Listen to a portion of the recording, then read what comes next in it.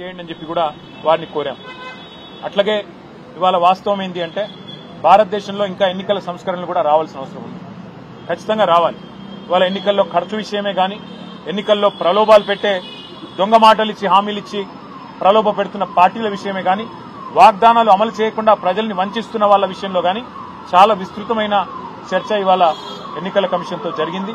చాలా విషయాలు వారికి రాతపూర్వకంగా కూడా మా పార్టీ నుంచి సమర్పించాము.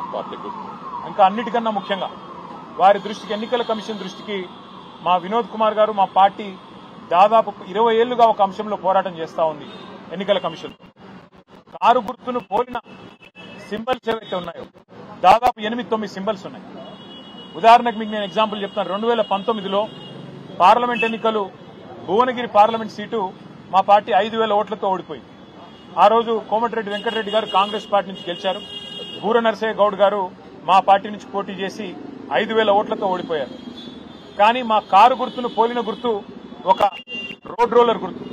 ఒక ఇండిపెండెంట్ అభ్యర్థి పోటీ చేస్తే ఆయనకి 27,000 ఓట్లు వచ్చినాయి. ఆయన ప్రచారం కూడా చేయలేదు. ఎందుకు చెప్తా ఉన్నా ఇదంతా అంటే, ఇట్లా మా పార్టీకి ఒకసారి కాదు ఎన్నో సందర్భాల్లో నష్టం జరిగింది. మొన్న జరిగిన సాధారణ ఎన్నికల్లో కూడా మేము 14 సీట్లు 6,000 కంటే తక్కువ ఓట్లతో ఓడిపోయాం.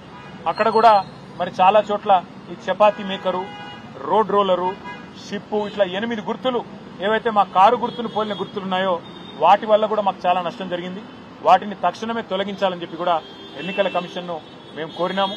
ఇంకా రెగ్యులర్ గా ఫీడ్బ్యాక్ కూడా మా వైపు నుంచి ఎప్పటికప్పుడు ఇస్తాము, రిసీవ్ చేసుకోవాలని కూడా కోరాము. ఎన్నికల కమిషన్ కూడా వివిధ రాష్ట్రాలు పర్యటించాలి, ప్రజల్ని కూడా కాన్ఫిడెన్స్ లో తీసుకోవాలి.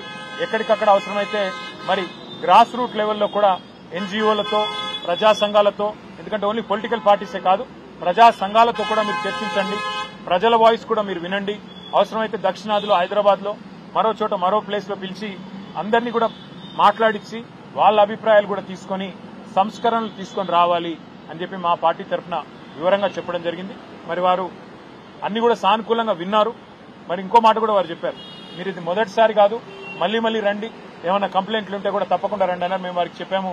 మా రాజ్యసభ సభ్యులు, మా ఫ్లోర్ లీడర్ సురేష్ రెడ్డి గారు, రవిచంద్ర గారు, మా వినోద్ గారు రెగ్యులర్ గా వస్తారు పార్టీ నుంచి. ఇష్యూస్ ఉన్నాయి, రిజాల్వ్ చేయండి, తప్పకుండా కాన్ఫిడెన్స్ బిల్డ్ చేయండి. అంటే భారతదేశంలో ఉన్న ప్రజల్లో అనుమానాలు ఏవైతే ఉన్నాయో ఓటింగ్ ప్రక్రియ సంబంధించి, ఈవీఎంలకు సంబంధించి వీటిని నివృత్తి చేయండి, ఈవీఎంలను తొలగించండి, రివిజన్ అనేది పద్ధతిగా పారదర్శకంగా చేయండి అని చెప్పి నొక్కి చెప్పాము. మరి బహుశా వారు తప్పకుండా కనీసం కొన్ని సూచనలైనా పరిగణలో తీసుకుంటారు, న్యాయం చేస్తారు, ప్రజాస్వామ్యాన్ని కాపాడతారు అనే విశ్వాసం మరి వ్యక్తం చేస్తా ఉన్నాం. Thank you. మళ్ళీ మాట్లాడుకుందాం. ఇవాళ జాతీయ స్థాయిలో ఎంత బ్రహ్మాండమైన బీహార్లో జరుగుతున్న ఎన్నికల సవరణ ప్రత్యేక జాబితా ఉన్నాయి.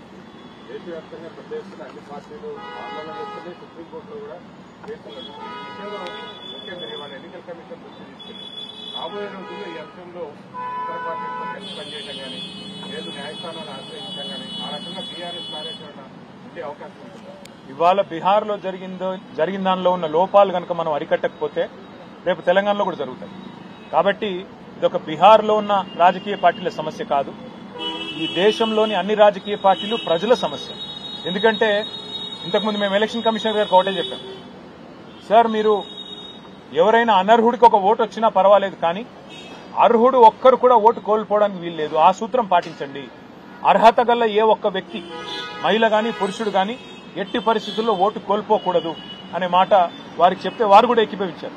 వారు ఏమన్నారంటే ప్రాసెస్ లో ఎక్కడ లోపాలు ఉన్నాయో మాకు చెప్పండి, మేము కరెక్ట్ చేసుకుంటాము, బీహార్లో కూడా పారదర్శకంగా పనిచేసే ప్రయత్నం చేస్తున్నాము అని వారు చెప్తా ఉన్నారు.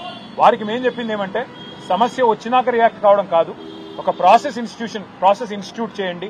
తాలూకా లెవెల్ దాకా, మండల్ లెవెల్ దాకా కూడా మీరు అన్ని పార్టీలను సంప్రదింపుల్లోకి తీసుకొని, కాన్ఫరెన్స్ లో తీసుకొని, అవసరమైతే మండల్ లెవెల్లో కూడా కమిటీలు ఏర్పాటు చేసి అందులో ప్రతి పార్టీకి కూడా భాగస్వామ్యం కల్పించినట్టయితే ఏ ఓట్లు పోతున్నాయి, ఎందుకు పోతున్నాయి అనే లిస్టు అవసరమైతే అక్కడికక్కడే డిస్ప్లే చేయగలిగితే పంచాయతీ ఉండదని చెప్పి వారికి చెప్పాము. వారేమన్నారంటే పార్లమెంట్ లో గొడవ చేయడం కాదు, వాళ్ళందరినీ వచ్చి మాకు కూడా చెప్పమనండి, మేమేం తప్పు చేస్తున్నామో చెప్పమనండి, మేము కూడా చెప్తాము సమాధానం, అంతేగాని మమ్మల్ని బయట అంటే లాభం లేదు, మీలాగా వాళ్ళని కూడా రమ్మనండి, మేము టైం ఇస్తాము, వచ్చి చెప్పమనండి, మాకు అభ్యంతరం లేదన్నారు. మేమైతే బీహార్ ప్రజల తరఫున, భారతదేశ ప్రజల తరఫున ప్రజల్లో ఉన్న అనుమానాలను గట్టిగా ఎలక్షన్ కమిషన్ దృష్టికి తెచ్చాము.